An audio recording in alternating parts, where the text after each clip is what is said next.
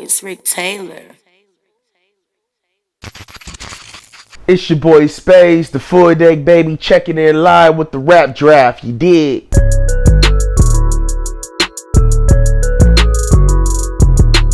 Yo, what's going on, man? It's your boy Rick Taylor back with another episode of the rap draft. I got my dog Spaidez with me, man. What's going on? Man, we up here chilling. You already know. Every day. Big fabulous living, you heard me? Man, appreciate you for joining me on the rap draft. Here on the rap draft, we like to interview artists of all kinds, not just music artists. Whatever art you do, like you're a cook, barber, painter, whatever kind of art you do, but we specialize in music. So basically, on the rap draft, we like to ask questions and let the fans know more about you in the day in the life and things they always want to know and questions they want to, find out. So with that being said, my first question for you is, where were you born and raised? I was born and raised in Milwaukee, Wisconsin. I'm a Cancer, June 24th, you know what I'm saying, 1992.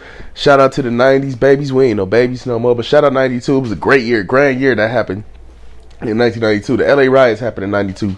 Big revolution shit, you heard me? And I was born in Milwaukee County Hospital, which is now Frederick Hospital. But back in the days, it was Milwaukee County at the time. So on my birth certificate still say Milwaukee County Hospital, you heard? So yeah, I like to say that all the time. That was dope. Where did you grow up in Milwaukee? Like what, north side, south side, on what street and stuff? I grew up on the east side, more so even the northeast side. Like I feel like we the bachelor side of the east side on the low end. 4th and Concordia, 4th and Keith, you know what I'm saying? Representing that whole 1st and Keith, 2nd, 3rd, 4th, 5th and Ring, you know what I mean? 4th and Ring, that whole low end area. You know what I'm saying? I represent that heavy. I'm proud to be from there because I don't feel like too many artists from the city get recognized from that area other than like legends like Don Dada. You know what I'm saying? So I've been carrying the torch heavy for that. Shout out Cartier Da Vinci as well. That's dope, bro. What was life like as a kid for you growing up? Life for me was a lot of, in the beginning, for the first 10 to like 15 years, it was a lot of in and out of the hospital. I was born with a rare disorder called Barrett Syndrome. They call it Prune Belly Syndrome. So I was born without any abdominal muscle structure, right? So I like to think of myself as an angel light in this life because I wasn't supposed to be here. Like 0 to like 200,000 people, like estimatedly, could get Barrett Syndrome. Is very rare to get Prune Belly Syndrome. And like I had 7 surgeries by the time I was 8 years old. My first surgery was like right out the womb type shit, you know what I'm saying?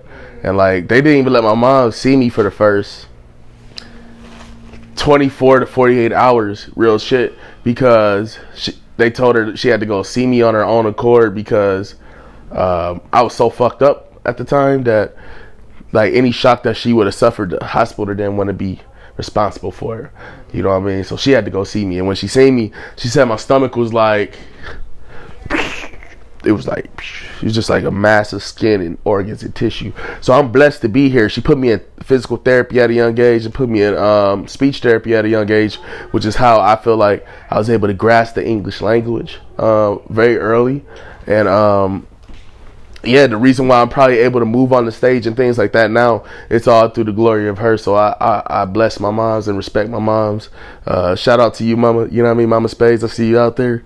So that was my upbringing as like a sick kid, but also just growing up in the environment of Keith Street. At the time, a lot of gang banging. It was heavy Vice Lord area over there. You know what I'm saying? Like solid over concrete type shit. And niggas was just in a war. My big brother, who I looked up to at the time, he was in and out of jail, in and out of prison. He was going through his shit. And so I felt like in turn, like that kind of made my life growing up a little bit harder in the household because my mom's used to try to steer me from doing anything that he was doing. But, product of your environment, growing up in the ghetto, you don't get off into bullshit. So, I still got off in the same little bullshit, like trying to do like little petty hustles and shit like that. Nothing too big, but just getting the knucklehead shit and just trying to find a way to make some paper. Yeah, right, bro. Like being a product of your environment, like, you know what I'm saying, where you don't really have your male role models around. You gotta fend, like, gotta figure it out on your own. It's only so much moms can like help you with and try to teach you. Real shit. So, you know. Let me speak on that real quick. That's the real shit. Like, look, like as a man who was raised by a single black mother, right? You always hear the stigmas of like, somebody act too feminine or something like that because they was raised by their moms, or they soft or this and that. So like, I used to feel like that I had to find like whatever type of influence that I could find through male role models, whether that be positive or negative, and I was getting them either from the streets, sometimes through people who I gravitated to through school, maybe mentors that I gravitated to through school, mentors that kind of like show you shit that you ain't supposed to, you know, learn at that age. But I feel like you had to go through this shit. Like, I kind of feel like what's fucking up the kids right now in this pandemic era is like they at home and not facing no adversity, right? Like, I feel like you got to go through that jungle shit when you younger. Like, you know how it is growing up in public school, you know what I mean, in impoverished areas, especially in Milwaukee. They gonna fuck with you, you know what I'm saying? Especially the young boys, because they getting fucked with by somebody else, so they gonna fuck with you, you know what I'm saying? And like, it's either you gonna nut up or shut up. And I feel like that mentality carries you through life, you know what I'm saying? But I look at them as like, not even just like with pressure moments, so like you got moments where you might have to fight somebody, or, you know, it's fight or flight. Or you might have moments where you might have to step up big at a job, or close in a deal for your business, where it's nut up or shut up, fight or flight. So I feel like you had to get put through these type of tests in order to learn and grow. Facts. Well said. Like you said, it's always those situations. You're gonna always run across those situations. It's all about how you, like, it's gonna make you or break you. Mm-hmm. That's when your learning point is right there. Right.